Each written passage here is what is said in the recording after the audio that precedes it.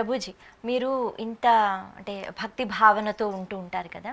అయితే ఒక్క personal question, మీకు భగవంతుడు ఎప్పుడైనా అంటే నువ్వు ఇలా ఉండాలి, నువ్వు ఇలా చెయ్యాలి అన్నట్టుగా, అంటే ప్రతి ఒక్కరి జీవితంలో భగవంతుడు ఎప్పుడో ఒకప్పుడు మనకి దగ్గరగా ఉంటూ ఏదో ఒకటి మనకి ఒక మార్గం చూపించడం అన్నది జరుగుతూ ఉంటుంది. అలా మీకు భగవంతుడు బహుశా చాలాసార్లు ఇలా ఉండు అని చెప్పే ఉంటారు. అందులో మీకు నచ్చింది, మీరు మర్చిపోలేనిది, భగవంతుడితో మీకున్న అనుబంధం?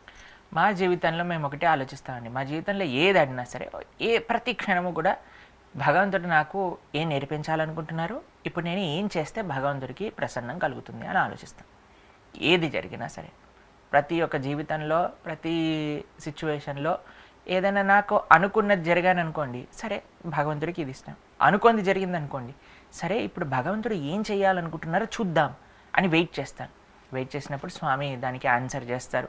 అందరి జీవితంలో అలానే ఉంటుందండి. కేవలం మనం స్వామికి ఆ నమ్మకం భగవంతుడి పైన పెట్టాలి, ఆ భరోసా, ఆ భీమా ఉండాలన్నమాట భగవంతుడి పట్ల. తండ్రి నువ్వు ఏం చేసినా నాకు మంచిగా చేస్తావు అనే ఒక నమ్మక భావన ఉండాలి.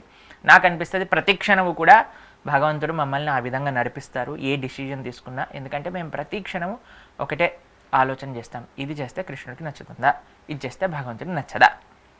నా ఏ సిచ్యువేషన్లోనైనా సరే అలా చూసుకుంటూ భగవంతుడు ఏ ప్రేరణ, ఎవరి దగ్గర నుంచి ఏం నేర్పిస్తున్నారు, ఎలా ఉండాలి అనే విషయాలన్నీ కూడా గ్రహించుకుంటూ ముందుకెళ్తూ ఉంటాం. భగవంతుడు డైరెక్ట్గా మనకి నేర్పించాల్సిన అవసరం లేదు, గురుముఖత భగవంతుడు నేర్పిస్తారు. కాబట్టి మేము నిత్యం కూడా మా గురువుగారు యొక్క ప్రవచనాలను శ్రవణం చేస్తూ ఉంటామన్నమాట. అయితే ఆయన ప్రవచనాలలో మేము నోట్స్ రాసుకుంటూ ఉంటాం, ఆయన చెప్పిన విషయాలన్నీ కూడా. అప్పుడు మాకు తెలుస్తుంది, అరే ఇలా ఉండాలి, ఇలా ఉండకూడదు, ఇది చేస్తే తప్పు, ఇది చేస్తే మంచిది అని. వాటిని రాసుకొని మేము మరలా వాటిని స్మరణ చేసుకుంటూ ఉంటాం. అప్పుడు మాకు ఏది చేయాలి, ఏది చేయకూడదు అని. నాకు ప్రతి ఒక్కరి జీవితంలో భగవంతుడు డైరెక్ట్గా మాట్లాడరు, మా జీవితంలో అయితే ఎప్పుడూ మాట్లాడలేదు. కానీ నాకు అనిపించేది ఏంటి అంటే మా గురుముఖత నాతో మాట్లాడుతున్నారు అని. కాబట్టి మేము మా గురువు గారి యొక్క ప్రవచనాలు, శ్రీల ప్రభుపాదుల వారి యొక్క పుస్తకాలు యొక్క ఆశ్రయం తీసుకొని అక్కడ నుంచి ఏది తప్పు ఏది మంచి అని గ్రహిస్తూ ముందుకెళ్తూ ఉంటాం.